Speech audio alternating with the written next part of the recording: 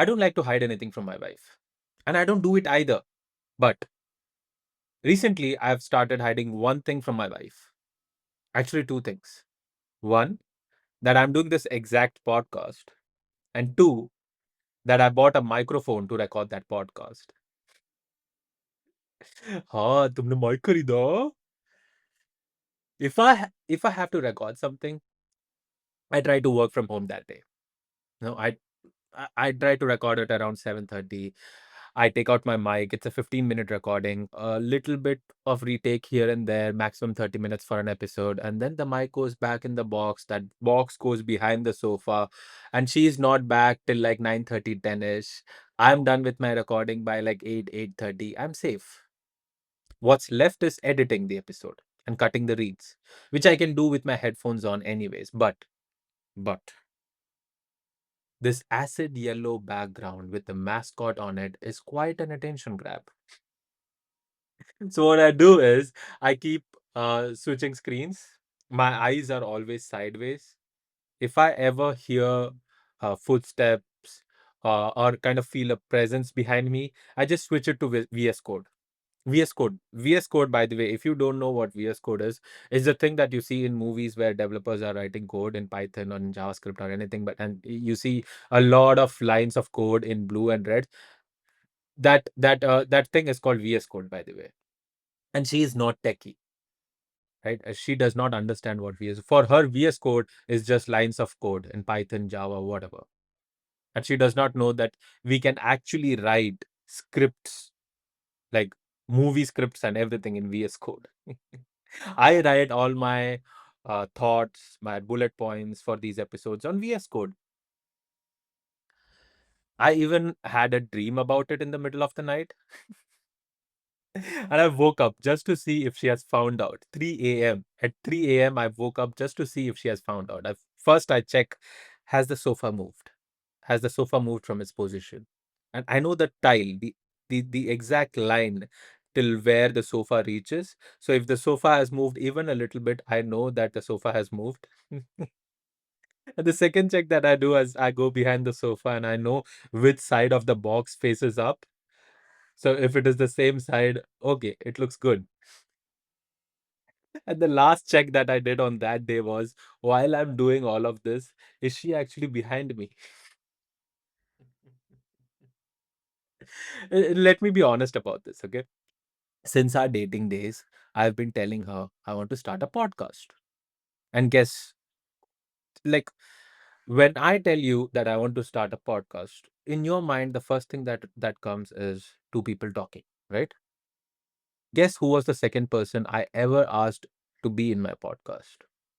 It was her. And even during the honeymoon phase of our dating, she said no. She said no to doing a podcast with me. But she also said that if you want to start a podcast, you do it. Don't drag me into this, which is fair. Okay. Which is fair. So 2 months ago, I finally started a podcast, which is just one person recording. But, anyways, it's a podcast. So I recorded the first 5 episodes on my phone with room echo, very bad audio and everything. And then finally I decided to buy a mic. I ordered it from Amazon. And I asked that Amazon guy not to deliver it at home. Leave it with the guard. And the guard doesn't care. For him, it's just another parcel. So when it finally came and when I actually had that box in my hand, the feeling was I was more scared than excited because now it's all real, right? The feeling was, oh fuck, I just bought a mic. Now I have to really come into this, no? I did not want this mic to become an expensive toy for my like 2-day play. No, it's like I bought an entire cricket kit so that now everyone knows and everyone can exactly see how bad I am at it. And I'm not hiding anything. I'm not hiding anything because my intentions are wrong. Okay, I'm not cheating on her with someone else. But I daily pray that deep cleaning day never comes Because the day she pulls that sofa out and finds a big box with podcast mic written all over it, that day I'm done. That day I can imagine the exact conversation which is going to happen. It won't be a conversation, it would be a monologue. It would be, "हाँ, तुमने mic खरीदा? And this has been just gathering dust for this so long? You're not going to start a podcast, Pratik. Just admit it. You have been saying this for 5 years now, since the time we met. And who buys a mic and keeps it behind the sofa? Are you okay? And what else are you hiding in this house? Wait, last week said last week you said you wanted a dog. Is there a dog in this house? And look, to be honest, she literally told me to do it. Okay. She said, you do it, but don't drag me into this. I have her so-called permission, right? It's not the money either. I paid for it. I did not borrow it from anyone. We are not living hands to mouth. I'm not someone who splurges money on unnecessary things either. So what exactly am I hiding? What exactly am I hiding is the numbers. I have 8 subscribers, and I have no idea who those 8 subs are. Are they humans? Are they bots? Because it's not like these 8 subs watch everything I upload. Normally people have more views than subs, right? In my case, I have more subs than views. I have 8 subs, and most of my episodes get 1 view, which is my own view, by the way, which is my own view that I kind of do to check if the upload went right or not. And one rule, I always had this one rule for myself that I'm not going to ask my friends and family to subscribe. Let the algorithm do the magic, and I trust my content and the algorithm. So although that trust is fading day by day, but that's a story for another day. Okay, let's not go there. But no one, literally no one in my family, friends, office, no one except me and maybe 5 more people in this world knows that there is a podcast like this and there is someone who records a podcast like this actually. And telling her that I've been doing this for 2 months with 8 subs and 1 view, which is my own view, would be like giving her an AK-47 and then also giving her the bullets to do that AK-47 to shoot me.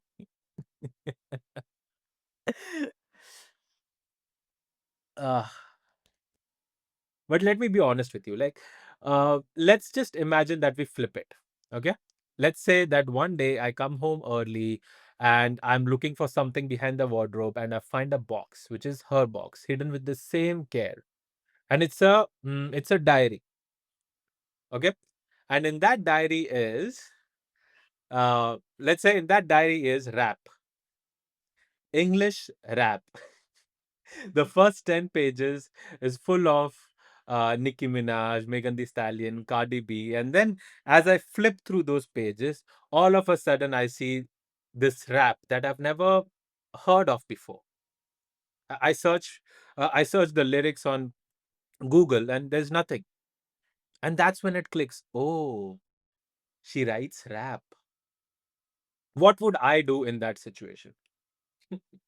I know exactly what would I do in that situation. I'll click a picture and send it to her and go like, "Gotcha."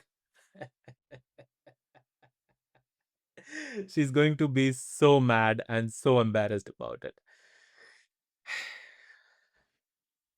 And then after a few more minutes of enjoying that kill, I will send her this exact episode of this podcast and tell her that I have a podcast where I talk about you.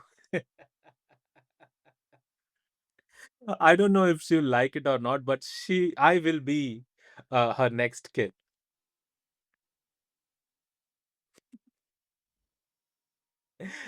So why do I hide it? Would she actually laugh at me at that 1 view and the 8 subs that I have? Or would she take it in a stride? Would she go like, that's okay? Everyone starts at zero. Good that you're at least trying.